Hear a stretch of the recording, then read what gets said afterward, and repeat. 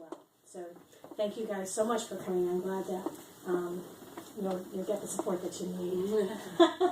Thank today. you. Thank You're you. welcome. Thanks. Well, again, welcome everyone. I actually have 2 outcomes that I want to cover during our time here together this evening. My first outcome is to share some really great ideas with all of you that you can use in your business, that you can use in your jobs, that's going to help you elevate your results right away.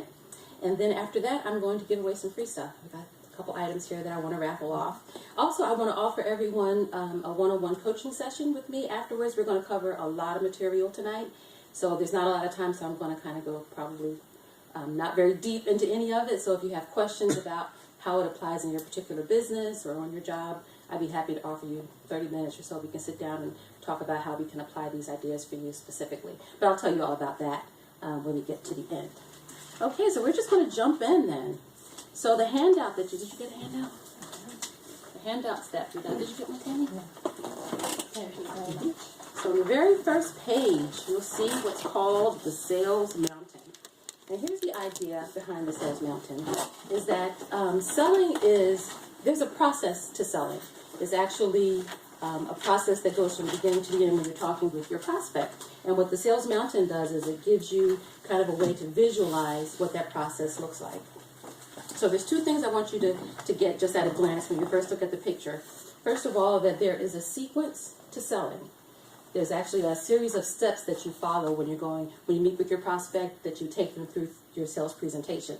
So we're going to talk a little bit later about why that sequence is so important, but for the time being, just understand that there's a series of steps involved in the sales process, and those steps have to go in a very particular sequence. The second thing I want you to get from looking at this picture is that because sales is actually a series of steps, that you can take any one step and just focus on that, improve that one step, and then that will help you improve your overall result. So people ask all the time, well, how can I close more deals? Well, the way you can close more is by improving any one step in the process. You've heard the expression, a chain is as strong as its weakest link, right? Mm-hmm. So if there's one part of the process where you're a little bit weaker, if you strengthen that, then that's going to improve your overall result. So that's kind of the 2 things I want you to take right off the top looking at that. So here's the concept behind the Sales Mountain. You, as a sales professional, you are a mountain climbing guide, and it is your job to lead and guide your prospect up the sales mountain to the very top, what's called the sweet spot, and that's where you're going to close. So it's your job to take your prospect from the very base of the mountain, where it says lead generation, all the way up to the top, where you're going to close them. So let's start right at the beginning. So the very first step then is the lead generation step. So here is a concept that might sound a little strange when I first say it, but it's actually very important. So the purpose of generating a lead is just to generate a lead. That's all. There's nothing more that you do when you generate a lead than just do that. So what that means is that when you're generating a lead, you don't try to sell the prospect in that very first step. So let's say you go to a networking event like here this evening. When you meet someone, you introduce yourself, you're saying, hi, what kind of business are you in? Have you ever been to a situation like that, and the first thing they do is pull out an order form, and they're ready for you to sign right at the networking event, right? See, they don't understand that while the networking event is a very powerful lead generation strategy, but you can't sell right there. All you're trying to do at that point is get the person's contact information so that you can contact them later on. So all you want to do in the lead generation step is generate a lead. That's it. So once you talk to someone, let's say you meet someone at a networking event, you get their business card. So what you do at that point is you take it home and then you put it in a database. And by a database, all I mean is that you have some way to organize your leads. How many of us are guilty of having a pile of business cards on your desk, right? That's not a very good way to organize your leads. You want to put it in a database. So it could be something as simple as an Excel spreadsheet.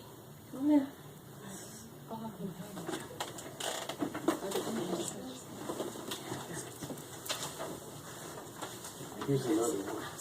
Oh, is there an extra one? Yeah. If you need coffees, I can get There's soda or cookies if you like. Thank you so much. Okay. So we're just down here, so in the first step of the Sales Mountain. So your database can be something very simple. It could be something as simple as an Excel spreadsheet that you just put in the person's name and contact information. There's also very powerful software you can buy if you want to do that. But the important thing is that you organize those leads so that you can contact them at a later date. But while you're in this first step of the process, all you're trying to do is get that person's contact information. You're not going to try to sell to them at that point. All you're going to do is generate the lead. Okay, so you're still at the base of the mountain, but remember, it's your job to lead your prospect up the sales mountain. So the very next step is the appointment setting step. So you've gone to this networking event, you've got somebody's contact information. Now your goal is to influence that person to want to meet with you. So what do? So the next day you call them up. Hey Joe, remember we met yesterday? And now you're trying to convince that person that they should give you 30 minutes of their life, basically to sit down and talk with you. So how are you going to do that? Well, here's something about the way that the human mind works. So this is going to, whatever industry you're in, this is going to be true for you. So there is actually what's called like a teeter-totter. Remember those teeter-totters when you were kids, right? So there's a teeter-totter in the mind of your prospect.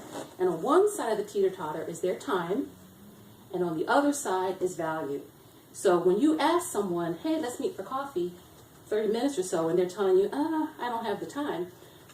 It's not that they don't have the time. What they're telling you is, you haven't given me a good enough reason why I should meet with you. So what you have to do is stack the other side of the teeter-totter so that they want to meet with you. So how are you going to do that?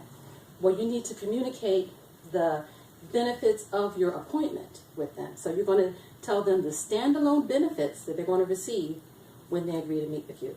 Now, here's the interesting thing. The benefits of the appointment are not the same as the benefits of your product or service. So when you want them to meet with you, you're not going to tell them about how great a product you have. You're going to give them reasons why they should give you their time. So things like, I'll buy you a cup of coffee. That's a benefit of the appointment. It's going to be fun. That's a benefit of the appointment. Hey, come over, bring your kids, we'll open up a bottle of wine, then we'll talk. See, that's a benefit of the appointment, not a benefit of the product or service. So when you want to influence someone to meet with you, you have to stack the value side. Remember that? Stack the value side of the teeter-totter to show them why they should give you 30 minutes of their life, basically. Okay, so let's say you've gone to your networking event, you got a business card, you came home, you called them, you said, hey, let's meet for coffee, and they said, sure. So now you've moved them up to the next step of the sales mountain, right? So the next step is actually trust and rapport. So now you're on the live presentation and you're actually having a connection with another person, right? Now, why do you think it's important